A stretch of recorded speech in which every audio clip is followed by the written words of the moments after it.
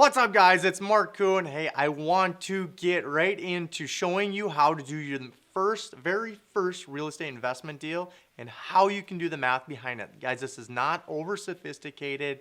It is definitely not overbearing. Anyone can do this. You can as well. Don't say that, don't feel like you may tell yourself, I can't afford that, Marc. Anyone can afford this. I'm just going to show you the math on how to do this and how to think about this. Guys, I want you to get into real estate. I want you guys to have passive income. I want your passive income to exceed your expenses. Guys, magical things will happen when you feel the power of not just your income, meaning your job, your only income source. So let's get right into this. I'm going to show you a four corners map.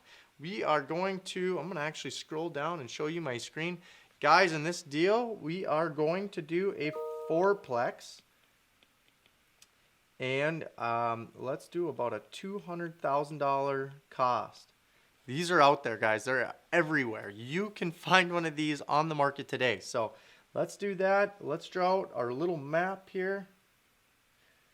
And I'm gonna actually draw a little bit smaller on the top. Let's talk about income right away. Top left corner. Guys, it's a fourplex, 4 units. We're probably going to get, let's just say, $600 for this one, meaning nice and round math. So, 600 times 4 units. $2,400, and that is income. First number done, right? Simple math, figured out the income, and remember, this is, I guess I could write that, monthly. So monthly, you're going to have $2,400 more coming in. Now, most people get this next box wrong, and this is your expenses. And we have a ton of different things that you have to think about here. You want to have a set of money aside for repairs. You have vacancy coming up. So let's come up with, all right. Let's see here. We have vacancy. Let's do that first. And so vacancy would be, you're not going to be 100% occupied every month, right? $2,400 is your potential rent. Now, if you have a renter that's turning over, you may miss a month. You may miss 2 months. You may miss 6 months. So in this case, let's just figure a 10% vacancy or a $240 expense. This should feel comfortable. I think you can use this old math as a rule of thumb, 10% in a smaller property like this. So, and then we are going to have your taxes, right? Again, $200,000. I'm just using averages here, guys. I'm going to say about $150 on this. I'll let you do the math on the percentages compared to the income. And I'm using very generic averages here. So them are your real estate taxes, property taxes. And then we have insurance. Some people may actually escrow this right into the loan. So this may be in your mortgage payment, but if you are just doing a conventional loan, you're paying your taxes and insurance on your own, then this is what it is, okay? So insurance, let's figure another 100. Now we have utilities. Utilities is basically, your gas, electric, water, sewer, garbage. Most of these smaller units, duplexes and fourplexes, triplexes, whatever, they usually have them tenant metered, meaning you don't pay them yourself. You have your tenants pay them, correct? So usually I give a big old goose egg to this. Guys, it's different with every property. Make sure you know and just know that if you got to pay them or not. And it should be easy question that you can ask the seller. So, and then we have maintenance. Now, maintenance may include anything from let's just say some shingles blew off, or maybe you have lawn care and snow, right? Typically the property owner would cover that, as your tenants wouldn't all do it. So let's figure maintenance at about 150, and then let's do repairs, just meaning a typical repair budget. again, I kind of with maintenance, the shingles blow it off, but with repairs, it's like, I don't know, something happened to the faucet. Um, Someone blew a hole in the wall and you had to fix it. Um, Something in the common space, something happened. A door fell off its hinges. So you want to definitely figure in maintenance and repair both different. They can be the same, you can figure them the same, but they are different categorized, especially in larger deals. So I always talk about them separately, and I want you to. So, and then we have actually something called CapEx. And now this is capital expenditure. So basically this is a little savings account you put off to the side. You put a part of the income into the CapEx account, and just basically if, let's say a windstorm comes through and your shingles tear off and it's $10,000, or maybe the paint's peeling on the house and you have to replace it at $5,000 or repair it, right? You're not going to be able to pay that with your repair fund. You need to actually go into your little mini savings account and called CapEx and basically help pay for that. So as this CapEx account grows, you'd only need to grow it so much, right? If you get to 10,000 or 10% of your annual income, it's probably plenty. 5% is probably typical of your gross income. So CapEx, basically your mini savings account just in case something tragic happens. So I'm going to put, let's plan to do, erase some stuff here. Let's do $100 in that CapEx account. And, guys, if you get up to, you have a great property that doesn't need much maintenance, you can shrink this. I like to go safe at all times though. So, and then we have something called the payment. So let's just go straight mortgage payment. And I like to use calculators. I just download something on my phone. I think it's called Mortgage Loan Calculator. And basically, in this case, I just use a 4% interest rate, which is pretty typical. And you could get better, you could get more, but let's just say the payment, I think I did a 25-year amortization. So sometimes you can get a 30. Those are great on FHA loans. So, and your payment will go over lower. But I figured this as a 25-year loan at 4%. And remember, we paid $200,000 for this. So we're going to finance, in this case, probably about $160,000. We're on $40,000 or 20% down. I'm doing a conventional loan. So the payment on $160K mortgage is about $845. So there is all of our expenses. Now you need to make sure that you've covered everything, and make sure that you get them into this expense list if there's anything else. But these are good, average, budgetary wise. So let's go ahead and do this live, guys. I got my handy TI-83 Plus. Who can't freaking love these things? I think I've had this since, I don't know, this is probably year 20 on this bad boy.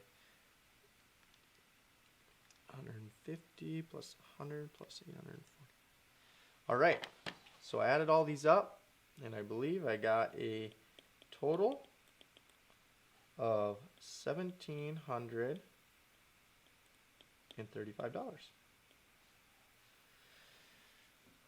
Doesn't seem overwhelming, I hope. Guys, very simple again. I want to reiterate that you can do this. This is simple. This is simple math. Rewatch this if you don't get it, but just start doing some deals on the scratch paper if you guys want to start investing and doing real estate yourselves. So let's go up. Let's talk about the cash on, just cash flow on the property, or NOI. So the net operating income, basically this is your income minus your expenses. What do you get left over per month, right? Everything is monthly. I'll keep writing monthly. So income equals 2,400. Expenses equal $1,735. Get my trusty calculator just to make sure I get this right. 665. So NOI equals $665 a month. That is what you should predict that you are going to put in your pocket every month you own this building. You know, that could help pay a car payment. That could help pay your cell phone bill. So think about it that way. I love to think about it and help you guys think about cash flow, because it is literally the holy grail of math in real estate. So let's get a little bit further. Let's talk about the cash on cash return, or basically the ROI, so return on investment.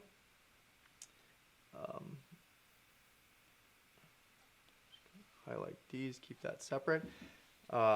Okay, now guys, we had that the property mortgage. Remember, we had a we did 20% down, so we did a down payment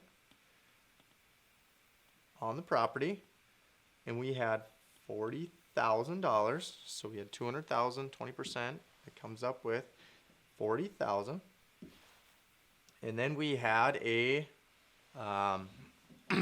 we're gonna have probably some closing costs, right? So typical closing costs, I do 1% of the purchase price, and then you may want to figure in. So we'll say that's about $2,000, and then we want to figure out our appraisal at a cost. Let's just say $1,000 for quick math here, and then we are. Just say we got to do some rehab. Maybe we got to paint the house. Maybe we got to do the flooring. Maybe we got to put some shingles on it somewhere.